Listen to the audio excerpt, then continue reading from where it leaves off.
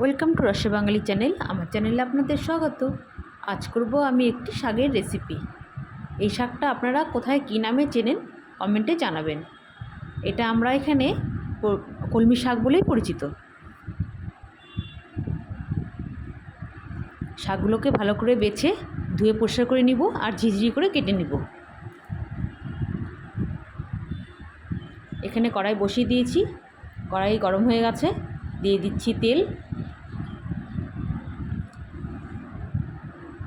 তেলটাও গরম হয়ে গেছে, এখন দিয়ে দিব কিছু কেটে রাখা সবজি মশলা, যেরকম হচ্ছে পেঁয়াজ, কুচনো পেঁয়াজ, কিছু চেরা কাঁচা লঙ্কা আর রসুন থেতো করা।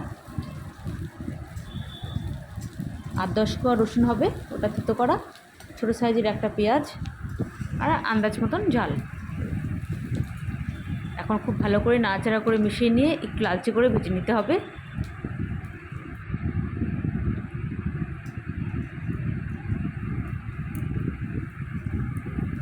লালচে করে ভাজা হয়ে গেছে, এখন কেটে রাখা শাকগুলো দিয়ে দিচ্ছি।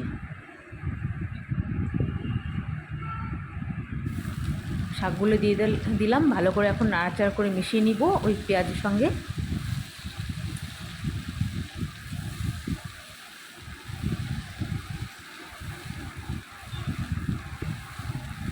এখন দিয়ে দিব আন্দাজ করে লবণ আর হলুদ।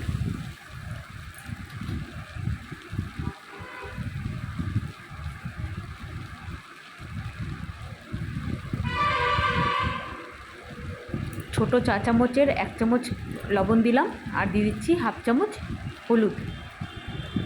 এখন ভালো করে নাড়াচাড়া করে মিশিয়ে নিয়ে একটু ঢাকা দিয়ে দিব, তাতে শাকের থেকে জল ছেড়ে যাবে আর সেই জলেই সেদ্ধ হয়ে যাবে শাক। খুব ভালো করে মেশানো হয়ে গেছে, এখন ঢাকা দিয়ে দিচ্ছি।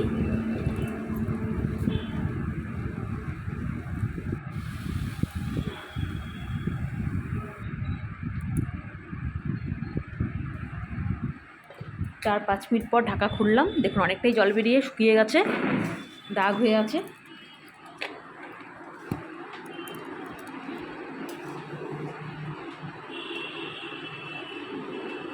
এখন খুন্তি দিয়ে এরকম একটু নেড়ে চেড়ে বারবারে ভেঙে দিতে হবে, কারণ খুব বেশি ঝিরি করে আমি শাকটা কাটিনি। যদি আপনারা খুব বেশি ঝিরি করে কাটতে পারেন তাহলে অত ভাঙারও দরকার পড়বে না, এমনিই মজে যাবে। আমি যেহেতু খুব বেশি ঝিরি করে কাটিনি সেহেতু একটু ভেঙে দিচ্ছি। খুব ভালো করে নাড়াচাড়া করে মিশিয়ে নিতে হবে আর একটু ভাজা করতে হবে বারে নাড়াচাড়া করে।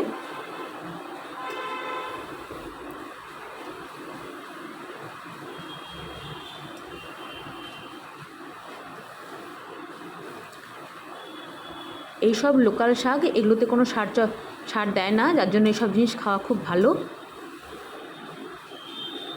আর শাক তো এমনিও খাওয়া খুবই ভালো, খুবই উপকার। হয়ে গেল আমার শাকের রেসিপি। যদি রেসিপিটা ভালো লাগে, খুব সহজভাবে করে দেখালাম, যদি রেসিপিটা ভালো লাগে তো please like share and comment করবেন আর অবশ্যই সাবস্ক্রাইব করবেন প্লিজ, আপনাদের কাছে অনুরোধ রইল। শাকটা এখন নামিয়ে দেখাচ্ছি, হয়ে গেছে আমার শাক কমপ্লিট।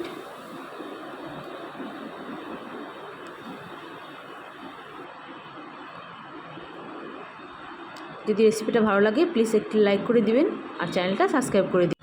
আপনারা ভালো থাকুন, সুস্থ থাকুন, দেখা হবে নতুন অন্য কোনো ভিডিওর সঙ্গে।